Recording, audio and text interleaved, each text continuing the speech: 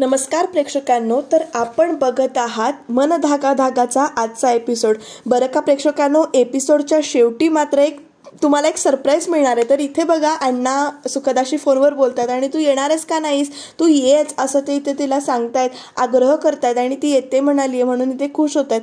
पण आता सुखदा म्हणते मी तर त्यांना येते म्हणून सांगितलंय, पण त्यांच्यापर्यंत पोचायचं कसं हे तिला कळत नसतं. आणि आता तर गेलंच तर पाहिजे, कारण ते मी गेल्याशिवाय ऑर्डर संगमनेरला पाठवणार नाहीत असं ती इथे विचार करते. आणि मग ती खूप विचार करते की आता काय करायचं. आणि तेवढ्यात म्हणते सुखी आहे तर टेन्शन नाही म्हणून ती मोबाईलवर काहीतरी ते आपल्याला ऑर्डर करताना दिसते. कदाचित ती काठी जी आपल्याला दाखवली ती ऑर्डर करत असेल किंवा मेसेज करत असेल, तर इथे ती आहे सुखी तर टेन्शन घ्यायचं नाही असं म्हणते आणि उड्या मारतच रूममध्ये जाते. तर इथे सार्थक ना ऑफिसमध्ये काम करत बसलाय. बेणारे त्यांना फाईल देतोय आणि की सही करून द्या म्हणून सांगतायत सार्थकला, आणि लवकर लवकर द्या, मला घरी लवकर जायचं असं सार्थक म्हणतोय.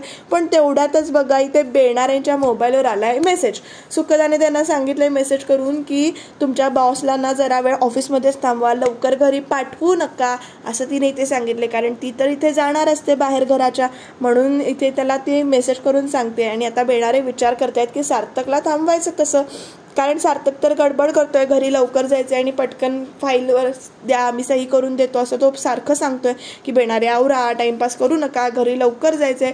आणि तेवढ्यातच बघा बेणाऱ्यांना इथे एक आयडिया सुचते. ते समोर चहाचा कप ठेवलाय ना, तो चहाचा कप ना ते अक्षरशः इथे फाईलवर ढकलून देतात. ती कागदपत्र सगळी ओली होतात. सार्थक चिडतो आणि म्हणतो काय चाललंय बेणारे तुमचं लक्ष कुठं आहे, तुम्ही मॅनेजर आहात ना, असली कसली कामं करताय, इथे तर जरासा ओरडा पण खातात हा बेणारे.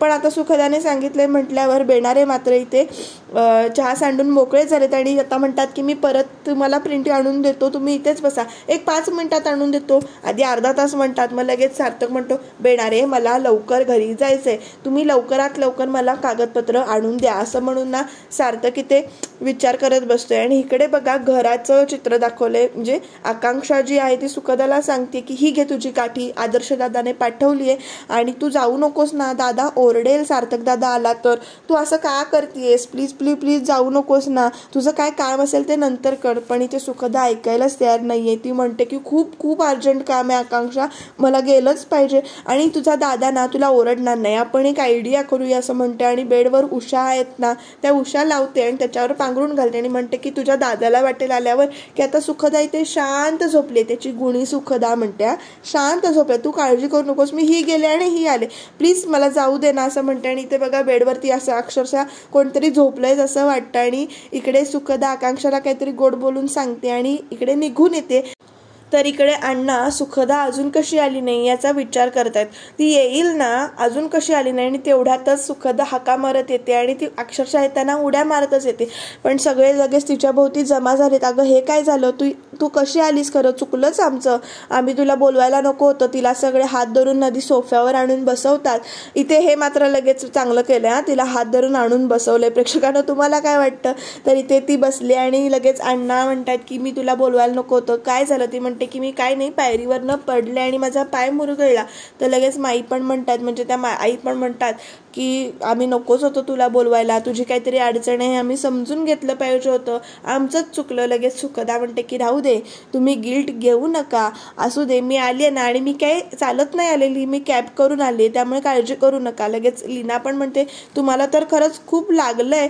पण सुखदा म्हणते ठीक आहे, एवढं काही नाही झालेलं. आणि तेवढ्यातच बघा प्रेक्षकांनो, इथे मनोज आहे ना, तो सुखदाला हाक मारतोय आणि असं आपल्याच आधी विचारात तो बसलाय, गुंगीत आहे, पण तो सुखदाला हाक मारतो, सुखी आणि थँक्यू असं म्हणतो आणि निघून जातो. त्याच्या एका थँक्यूने पण ना सुखदाच्या चेहऱ्यावर आणि बाकी सगळ्यांच्या चेहऱ्यावर आनंद पसरलाय. तर इकडे बघा या शलाका आणि वृंदाचं काय करायचं. दोघी मात्र सुखदाच्या रूमच्या बाहेर नुसत्या गिरट्या घालतायत. हिने अजून कसं दार उघडलं नाही, काहीतरी नक्कीच गोड बंगालाय असं यांचं बोलणं चालू आहे. आणि इकडे वृंदा डोक्याला हात धरून बसलेली असते आणि शलाकाला म्हणते तुझं डोकं आहे का कोक दगड, अजून आपटलंय ते दुखते, जे कालच्या भागात त्यांची धडक झालेली दाखवले ना. तर तेवढ्यातच इथे आदर्श आणि म्हणतोय तुम्ही दोघी सुखदाच्या रूमच्या बाहेर काय करताय.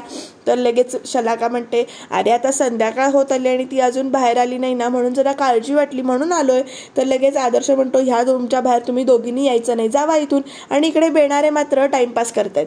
तर घड्याळात बघतायत आणि सार्थकला कसं थांबवायचं हा विचार करतात. तेवढ्यात सार्थक स्वतःच येतोय आणि त्याला बोलण्याच्या नादात गुंगवतात बेणारे, पण बेणाऱ्यांचं सार्थक काही ऐकत नाही. शेवटी सार्थक म्हणतो की तुम्ही फाईल तयार करा आणि कुणाकडून तरी घरी पाठवून द्या, मी सह्या करून देतो.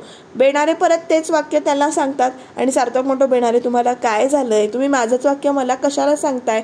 तर इकडे बेणारे ना सुखदाला मेसेज करतात की असं मी तुमच्या बॉसला थांबवू शकलो नाही आणि सार्थक सर ऑफिसमधनं निघालेत. इकडे सुखदा चिवडा खाते मस्तपैकी आणि चिवडा खूप छान झाला आहे सांगते. मग लगेच सगळे लीनाच्या स्वयंपाकाचं कौतुक करतात. अण्णा पण म्हणतात की लीनाच्या हाताला खरंच खूप चव आहे आणि ती खूप चांगला स्वयंपाक करते. आणि असं लीनाचं कौतुक सुरू असतं. तेवढ्यात मनोज येतो आणि म्हणतो की मी आता जातो, मी क्रिकेट खेळायला जातो, मी आज सेंचुरी करून येणार. मग लगेच सुखदा विचारते, तुम्हाला एक विचारू का, हे असं कधीपासून झालं.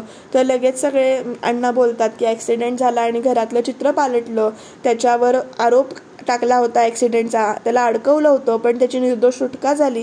लीना पण म्हणते आणि त्या घटनेपासून सगळं आमच्या घराचं चित्रच बदललं. आणि ते सगळे परत टेन्शनमध्ये गेलेले बघून सुखदा म्हणते की होईल सगळं नीट, कारण आई म्हणतात की किती उपाय केले खरं काही फरक पडत नाही. तेवढ्यात सुखदाला इथे बेणाऱ्यांचा मेसेज आला आणि ते अक्षरशः इथे उडी मारतच उठले की खडूस निघालाय, मला घरी लवकर गेलं पाहिजे. ती अण्णा आणि माई तिला जेवणासाठी आग्रह करत असतात की तू थांब इथे, पण ती ते ऐकतच नाही आणि म्हणते की मी जाते, मी आता येत नाही, मला आता थांबवू नका. तेवढ्यात ते म्हणतात अगं तुझं गिफ्ट तरी घेऊन जा. पण आता गिफ्ट वगैरे काही नको असं म्हणताना तिच्यासमोर लीना येते. ती चाफ्याचं झाड घेऊन येते आणि या गिफ्टला कसं नाही म्हणायचं म्हणून ती गिफ्ट हातात घेते आणि सुखदा तिला सोडायला जाते. तर इकडे रूममध्ये बघा सार्थक येऊन बसलाय सुखदाच्या रूममध्ये आणि तो असा खूप चिडलाय. सुखदा आधी ते झाड त्याच्यासमोर ठेवते, तो बोलत नाही आणि लगेच सुखदा म्हणते की सॉरी, अर्जंट काम होतं म्हणून मला जायला लागलं आणि मी सगळी काळजी घेऊन गेले होते, मी कॅबने गेले होते असं ती सांगते. तर लगेच सार्थक उठतो आणि म्हणतो तू स्वतःला खूप शहाणी समजतेस का गं, आम्ही सगळे मूर्ख आहोत का इथे, तुझी काळजी करतोय, तुला सांगतोय जाऊ नको म्हणून, काहीतरी झालं असतं म्हणजे, आपल्याला आधी केवढं लागलंय ते माहिती नाही, तो डॉक्टर खुळा आहे का वगैरे वगैरे. तो खूप त्याला ओरडतोय ते सार्थक. आणि तेवढ्यात बघा इथे शलाका आणि वृंदा येत आहेत. कान भरायचं काम मात्र या दोघींना चांगलं जमतं प्रेक्षकांना. तुम्हाला काय वाटतं. तरी लगेच शलाका म्हणते की हो आम्हाला शंका आली होती कारण इव्हनिंगपर्यंत यांचं दार बंदच होतं हिच्या रूमचं, असं तसं ती ते परत कान फुंकत असते आणि हिला ना सहानुभूतीची आता सवयच झाली असं वृंदा काकू म्हणते. तेवढ्यात सार्थक चिडतो, तुम्हाला विचारलं की सांगा, मी बोलतोय ना तिच्याशी, आम्ही बोलतोय ना, तुम्ही इथे काय करताय, तुम्ही जावा म्हणून तो सरळ त्यांना इथे हाकलूनच येतो. तो इथे आकांक्षाला सुद्धा ओरडत असतो. तेवढ्यात सुखदा म्हणते की तिची काही चूक नाहीये. लगेच सार्थक म्हणतो उंदराला मांजर साक्ष, दोघी एकमेकींची बाजू घ्या. तर इथे शलाका आणि वृंदाचं मात्र काम झालेलं आहे कारण त्यांना तेच पाहिजे असतं की सार्थक सुखदावर कसा चिडेल म्हणून या दोघी एकमेकींना लुक देऊन निघून जातात. तर इकडे बघा यांचे जे काही चिवड्याचं पॅकिंग असतं ते करून झालेलं आहे. अण्णा म्हणतात की चला आपण आपली ऑर्डर पूर्ण केली आहे, पण इथे लीना म्हणते की गाडी यायला हवी होती इतक्यात. तर अण्णा म्हणतात आपलं काम झालं, आता गाडी कधी पण आली तरी चालेल, त्यामुळे काही टेन्शन नाही आहे. आणि अशी ऑर्डर आपल्याला महिन्याला मिळाली तर किंवा आठवड्याला मिळाली तर किती बरं होईल असं इथे म्हणतात. तर देव तुमच्या तोंडात तूप साखर पडो असं सगळी इथे बोलतात. तेवढ्या तिथे मनोज आला आणि म्हणतात का सगळे हसताय, काय कारण आहे. तर लगेच अण्णा सांगतात, लीना सांगते की आपण मोठी ऑर्डर घेतली होती आणि ते आपलं काम पूर्ण झालंय, संगमनेरवर गाडी येणार होती न्यायला, गाडी संगमनेरहून मी त्यांना परत पाठवून दिलं म्हणून सांगतो मनोज इथे, कारण ती लाल रंगाची गाडी होती, ॲक्सिडेंट झाला असता तर मी त्यांना परत पाठवून दिलं. हातात तोंडाशी आलेला घास आता निघून जाणार या विचाराने या तिघांना परत टेन्शन आले.